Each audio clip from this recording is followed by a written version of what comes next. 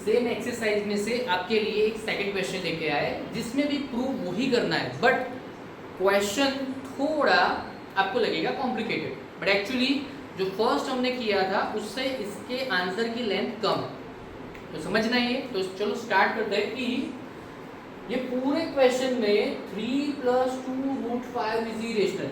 Normally fundamentally देख के ही आपको आंसर दे देना हो तो उसकी एक ट्रिक है, आपका कोई भी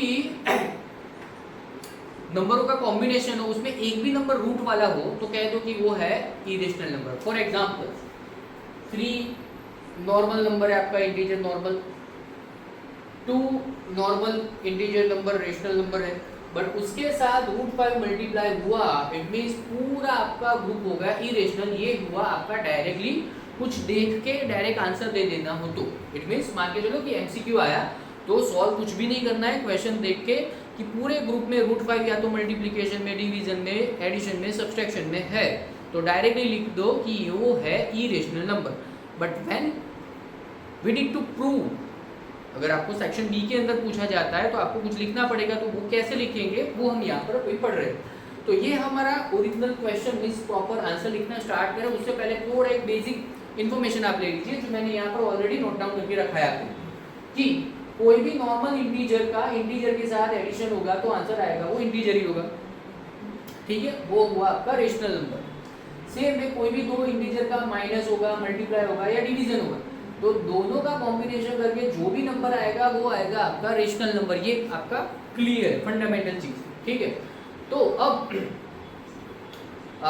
यहाँ पर फॉर एग्जांपल यहाँ पर मैं डिवीजन का कई लोगों को कंफ्यूजन है वो मैं क्लियर करता हूँ कि 10/3 आप करोगे तो यहाँ पर कुछ भी कॉमन है नहीं, तो ये जो केस आएगा 10/3 का वो आ जाएगा आपका p/q का फॉर्म, ठीक है, तो भी ठीक है, रेशनलाइज हो गया तो ठीक है, कोई इश्यू नहीं है।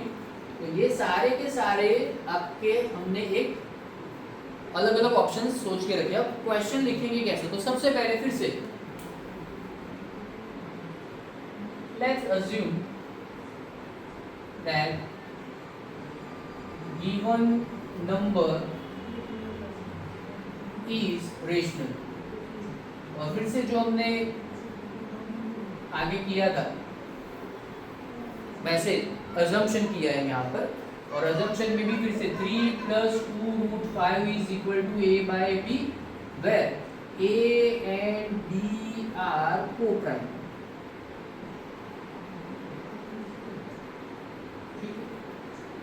अब यहाँ पर आगे करना क्या है, आपको रूट वाला जो भी नंबर है उसको सब्जेक्ट करना है, बाकी सबको इक्वल टू के दूसरे साइड सेट करना है। तो यहाँ पर 2√5 एज इट इज, a/b और 3 को ले जाएंगे यहाँ पर -3,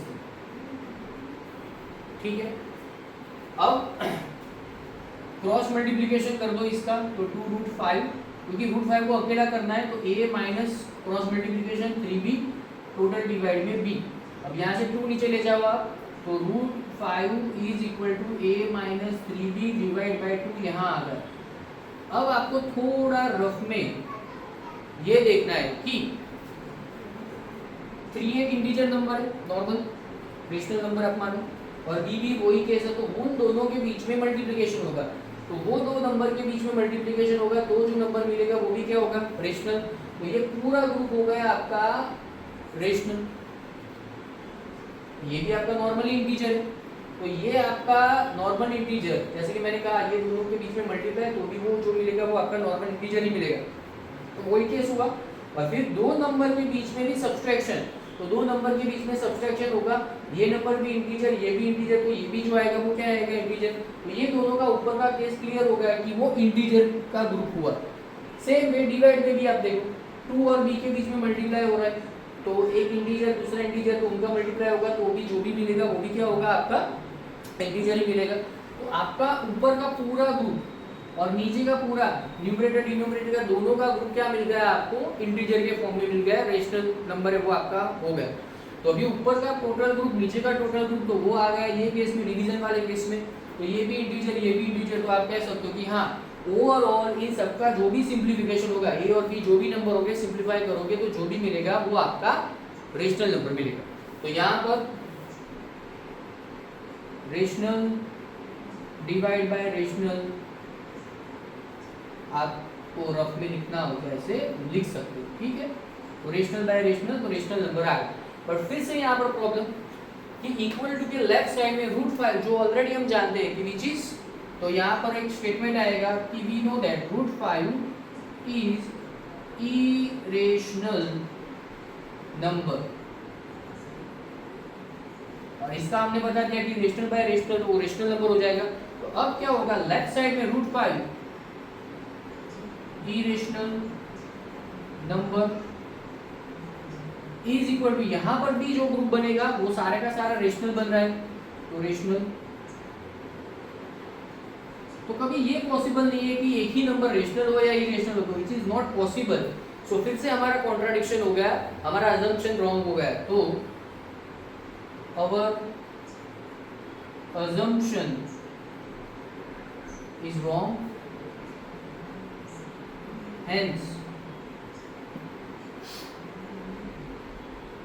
3 plus 2√5 is irrational।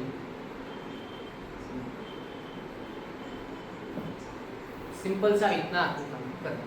तो ऊपर से आप लेंथ देखोगे तो कम है, बट ये जो लॉजिक है ये समझना जरूरी है कि कोई भी नंबर आपका प्लस हो, माइनस हो, डिवाइड हो, मल्टीप्लाई हो, इंटीजर नंबर से तो उसका आंसर भी इंटीजर में ही आएगा, रेशनल नंबर ही मिलेगा। और यहाँ पर रूट वाले को अकेला करना है, तो इसमें आपको मैथमेटिकल क्या स्टेप्स परफॉर्म करने, क्वेश्चन जो भी प्रोवाइड किया गया हो, कोई भी क्वेश्चन हो उसमें रूट वाला नंबर एक साइड कर देना है, बाकी के नंबर दूसरी साइड कर देना है। तो यही तरीके से आपको सेकंड एक्सरसाइज टोटल कवर करनी है, ठीक है। उसमें जो भी डाउट आते हैं फिर हम वो सॉल्व करेंगे, अदरवाइज मेथड सब में common. For example let's say अगर आपके पास कोई एक क्वेश्चन ऐसा आ गया कि आपको प्रूव करना है कि भाई 2√3 को प्रूव करो, prove that 2√3 is irrational number. तो क्या करोगे आप, सबसे पहले शॉर्टकट बताता हूँ, सिंपल में सिंपल, इसको इक्वल टू a/b कर दोगे, √3 को अकेला कर दोगे, a बाय ये नीचे आ जाएगा तो 2b। फिर से क्या लॉजिक लगेगा आपका, a अकेला रेशनल इंटीजर नंबर है आपका, 2 और b जो है वो भी एक दूसरे के साथ मल्टीप्लाई में, तो वो भी रेशनल। तो ये ग्रुप हो गया रेशनल बाय रेशनल, रेशनल और ये इरेशनल। तो फिर से लिखना है कि irrational number can not be equal to ये जो हो गया आपका रेशनल नंबर।